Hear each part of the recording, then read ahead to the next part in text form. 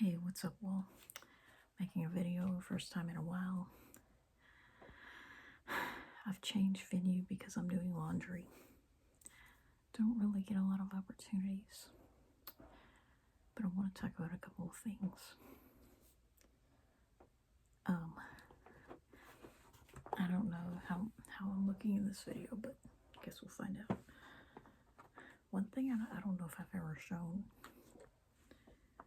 is I was going through my things because I got an offer. I'm thinking of taking it. This is Kidcore Pistol Pete. And I think this was Katie, a girl version. See, this is when cowboys were popular. So Pistol Pete, a rare boy, and he came with a hat. Came with a little hat. It's got paisleys, just like his outfit. And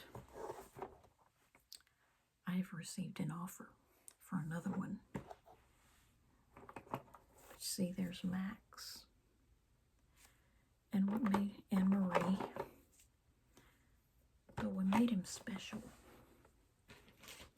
you see, that's the other boys. Not only is he a rare boy with painted hair, Kidcore was like a main competitor of Mattel. And I'm very tempted to buy another one because I feel like there aren't enough little boys like that. But at the same time, it's like, where am I going to put all this stuff? And it's too much money. And I do have a blonde version of him, kind of a dark blonde. I'll have to get him out one day. But not only am I a sucker for male dolls, but he's a Kidcore that I didn't have to make into a boy. Because most of my boy Kidcore dolls were made by me. And I just love the versatility of a flat-chested girl doll that is 12 and under. Now that sounds creepy, but I'll have to show you what they all look like standing like that. But my dream had always been to line them up like that. So that's Pistol Pete. Got in huge trouble for buying him years ago. But, it was better than just living out my life without him. And I feel like as someone who loves Texas and lived there for so long, I deserve to have one. You see, and his face was very similar to the boy like this size. Timmy. And there was a Kyle doll that was made more like Todd with flocked hair. But, I have some like that too. So that's my Pistol Pete. I want to start out by saying, thinking about getting another one, but I don't know. I wish I could talk myself out of it. Because I have way too many dolls. But I feel like if I don't collect them, who will? Other people just see them as useless garbage, which they're not. The other thing I want to talk about is we're coming up on a year since I made my book about artistic freedom. And I hope no one ever discovers these books.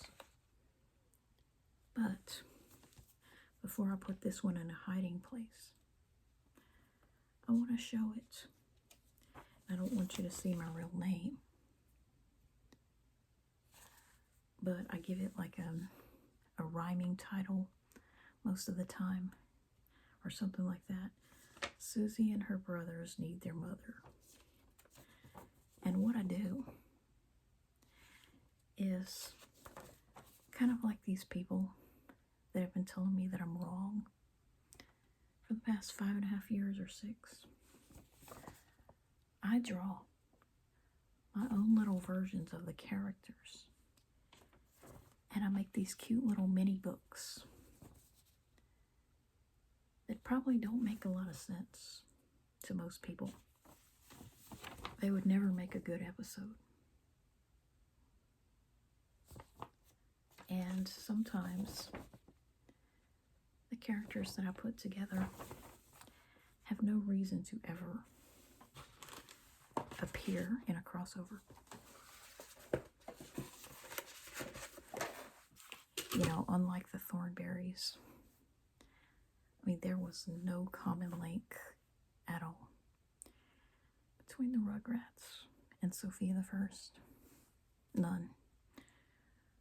But the only way I could motivate myself to write a book and draw pictures focusing on the black kids was to include not only the white antagonist, not Tommy,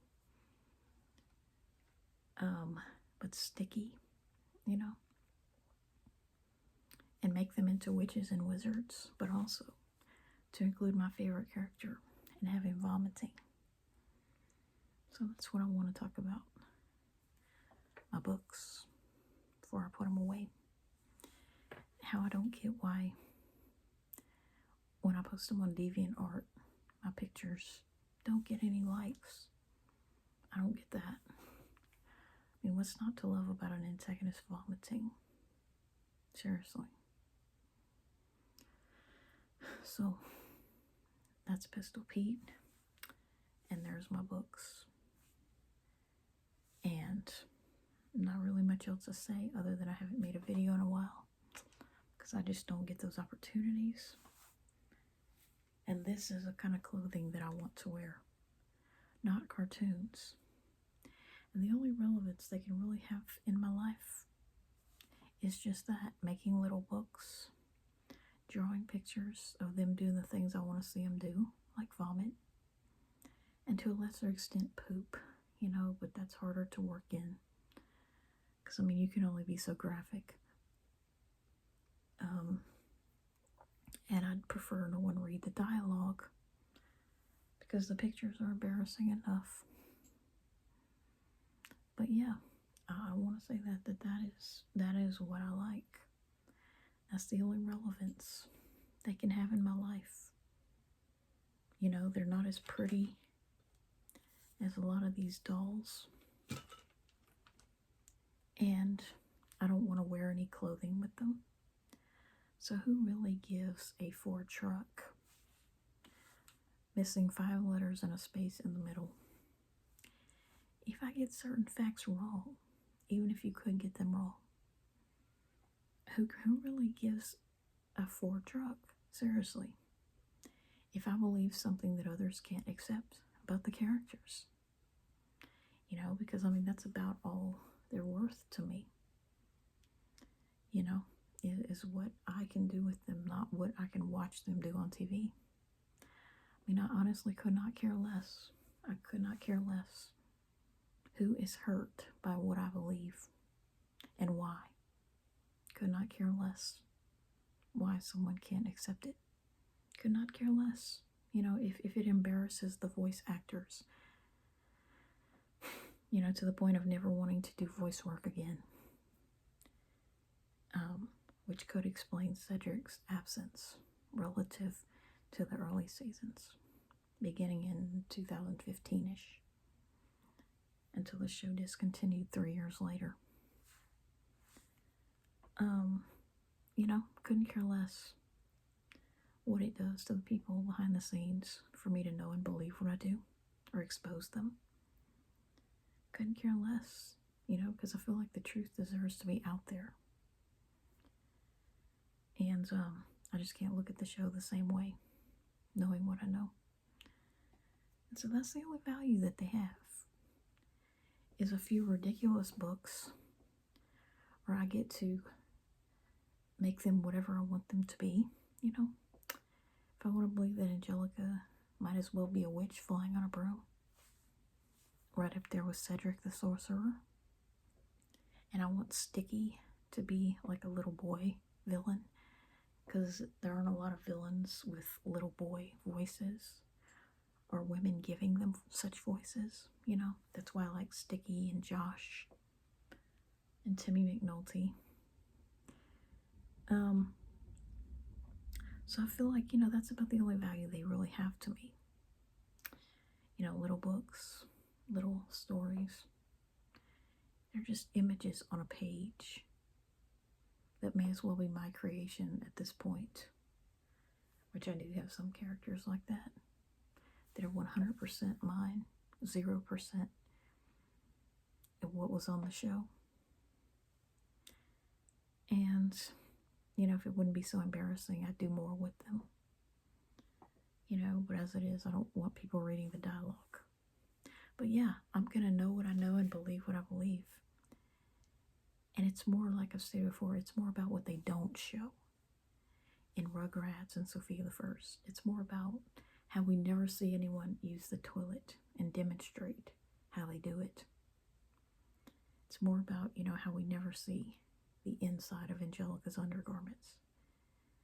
Certainly not in that third movie, like, you know, she has those leaves hiding her white dress, even. Yeah, it's more like what we don't see.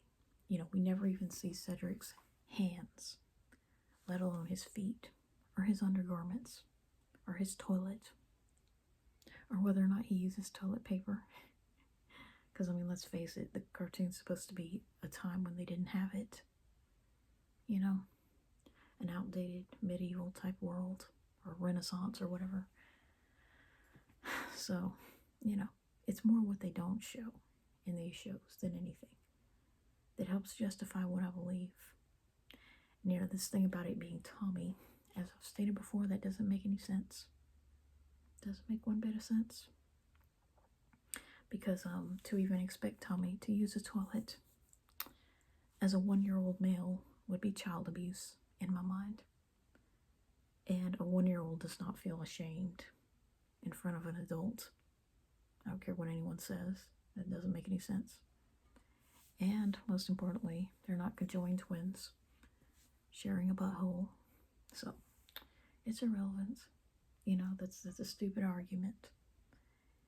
And it's infuriating. You know, what they don't understand is that the lies about it are as sickening. They're as sickening as the crudeness in the show.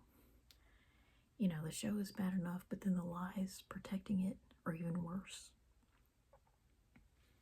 So, oh, and another thing about his Stole My Ginger, which I might do next. You know, even something as seemingly benign as the name Carl. You know, my character of obsession on there. I always fantasized about him getting sick or hurt or whatnot, because I saw him as an antagonist. I saw the younger boys as antagonists, messing up Ginger's plans every which way they could. You know, and there were also antagonists at school, so it's not like they were the only one. But, Carl, when I was told by Ginger, you know, just the name Carl, you know, there's something disgusting that I've learned about, which is a hot Carl.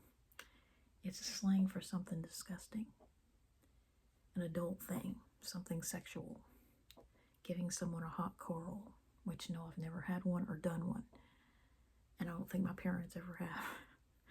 But it's something I've recently learned about, and it's disgusting what it means. And the fact that, you know, the character Carl is this gross and rude little boy. You know, he loves gross things, and he grosses everybody out every which way he can. And he wears brown. His sweater is brown with a spider, a yellow spider. Even that, you know, could be a hidden gross thing. The fact that Hoodsy always he wears a purple hoodie at all times. And the name Hoodsy, you know, that could have something to do with male genitalia. You know, the hoodie might make him look like he's male genitalia, kind of like Lars on Rocket Power, which that name is disgusting as well. So, you know, there was probably on all these shows a lot of hidden crudeness.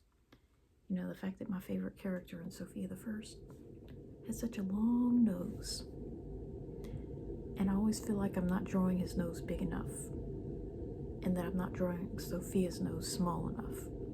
That right there, the fact that their noses are like at the extremes of size.